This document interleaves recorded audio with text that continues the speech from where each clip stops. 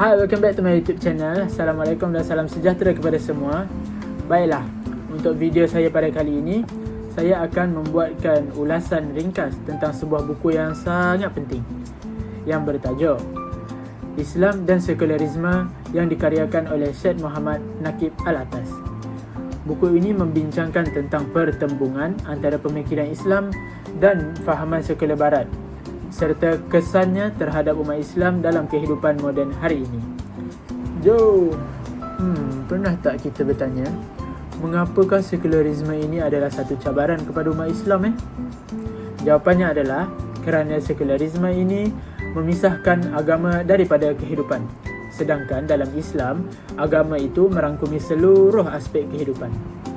Seterusnya timbullah pula persoalan, adakah masalah umat Islam ini hanya berpunca daripada pengaruh luar? Jawapannya, no, tidak.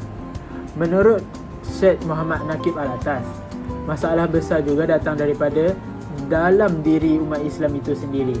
Antaranya adalah kehilangan adab. Apa tu kehilangan adab? Kehilangan adab ni bermaksud seseorang itu tidak lagi tahu meletakkan sesuatu pada tempat yang betul, sama ada dari segi ilmu, akhlak dan juga tindakan. Apabila adab hilang, maka timbullah kekeliruan, ketidakadilan dan kerosakan dalam masyarakat. Selain daripada itu, konflik antara Islam dan juga Barat sangat sukar untuk diselesaikan kerana ia bukanlah konflik yang biasa-biasa, tetapi pertembungan pandangan hidup. Barat dan juga Islam mempunyai cara yang berbeza dalam memahami ilmu, nilai dan kebenaran. Jadi apakah penyelesaiannya?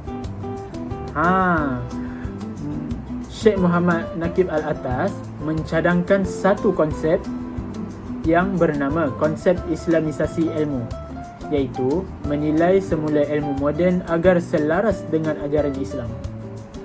Kalau kita lihat masyarakat hari ini, adakah isu kehilangan adab ni masih berlaku? Jawapannya, ya. Kita dapat lihat melalui kemerosotan akhlak, kurangnya rasa hormat dan pengaruh media sosial yang sangat melampau. Dalam kalangan mahasiswa pula, sebagai contoh, jika ada yang belajar hanya untuk pekerjaan semata-mata, kurang disiplin dan tidak menghormati guru, maka perkara itu juga menunjukkan cabaran ini masih wujud, iaitu kehilangan adab.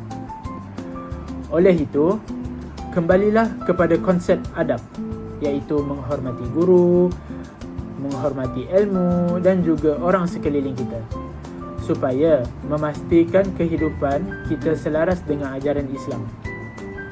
Sebagai kesimpulannya, buku ini, iaitu buku Islam dan Sekularisme, bukan sahaja membincangkan tentang teori, malah ia sangat relevan dengan kehidupan kita pada hari ini.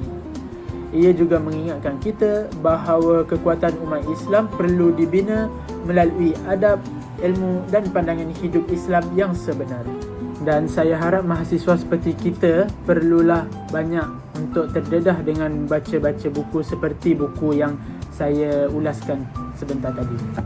Baiklah, saya rasa setakat itu sahaja video saya untuk kali ini. Terima kasih kerana tengok sampai habis dan jangan lupa tekan butang like, share dan subscribe. Jumpa lagi pada next video.